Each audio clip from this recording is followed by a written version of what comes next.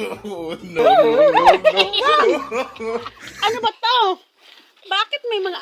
Ano ba tong bansyon ko? Bakit ang daming mga maligno? Ano? Bakit ang daming maligno dito sa...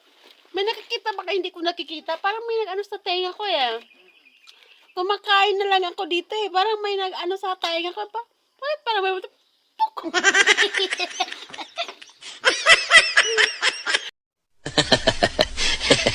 Bakit parang nakikita ko na pangit-pangit ang multo?